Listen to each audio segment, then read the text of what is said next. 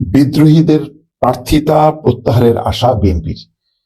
বিপুল সংখ্যক বিএনপির প্রার্থী যারা বিএনপি নমিনেশন পায়নি, আনঅফিসিয়াল, স্বতন্ত্র বলা যায় বা বিদ্রোহী বলা যায়, কিন্তু তারা বিএনপির, তারা নির্বাচন করছেন কোথাও কোথাও দলীয় প্রার্থীর, যে অফিসিয়াল প্রার্থীর বিরুদ্ধে, অথবা শরিক যেই প্রার্থী আছেন তাদের বিপক্ষে তারা নির্বাচন করছেন। এতে বিএনপির মধ্যে একটা প্রতিক্রিয়া তৈরি হয়েছে, শরিকদের মধ্যে একটা প্রতিক্রিয়া। গত কয়েকদিন থেকে বেশ তারা গেছেন, তারেক রহমানের সঙ্গে দেখাও করেছেন, নূর এবং রাশেদ দুজনই দেখা করেছেন, অন্যান্যরাও দেখা করেছেন। এর মধ্যে সম্ভবত সাদাত হোসেন সেলিম, লাকি এবং ববি হাসাস, যে তাদের বিপক্ষে বিএনপির কোনো বিদ্রোহী প্রার্থী নেই বা স্বতন্ত্র প্রার্থী নেই। এই দুইজন বাদে বাকিরা কিন্তু সবাই বিপদে আছে। সবচেয়ে বড় বিপদে আছে বিএনপির যারা একেবারে দলীয় প্রার্থী, তাদের বিপক্ষে এটা বলা যায় বিদ্রোহী প্রার্থী তারা।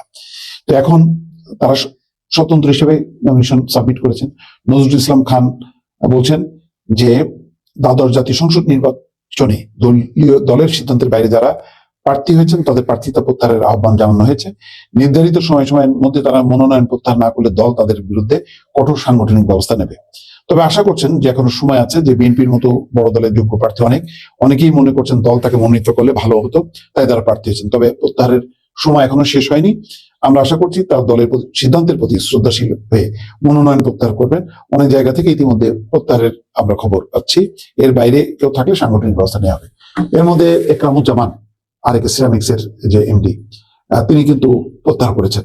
তিনি স্বতন্ত্র হিসেবে দাঁড়িয়েছিলেন, যদিও তার শেষ রাজনৈতিক অবস্থান ছিল তিনি জেলা বিএনপির উপদেষ্টা, কিন্তু তারপরেও তিনি বিএনপির একেবারে মানে খাস লোক বলা যায়। পরিস্থিতির শিকার হয়ে তিনি দল থেকে রিজাইন করে তিনি স্বতন্ত্র হিসেবে ইলেকশন করেছিলেন এবং বিপুল ভোটে জয়ী হয়েছিলেন। পরে তিনি আবার আওয়ামী লীগে জয়েন করেন। এখানে দুদকের একটা মামলা বড় বিষয় ছিল। তো যাই হোক, তারেক রহমান তাকে ডেকে নিয়েছেন। তিনি একজন বিশিষ্ট শিল্পপতি, ধনী মানুষ। তো তাকে অনুরোধ করার সাথে সাথে তিনি সেই অনুরোধে সাড়া দিয়েছেন এবং ব্রাহ্মণবাড়িয়া 2 বোধহয় নবীনগর, সেখান থেকে তিনি আর নির্বাচন করছেন না, দলের সিদ্ধান্তকে স্বাগত জানিয়েছেন। তো এরকম আরো কেউ কেউ হয়তো করবেন, কিন্তু কেউ কেউ অনড় অবস্থানে আছেন, যেমন রুমিন ফারহানা। তিনি খুবই কঠিন অবস্থান নিয়েছেন, তিনি নির্বাচন করবেনই।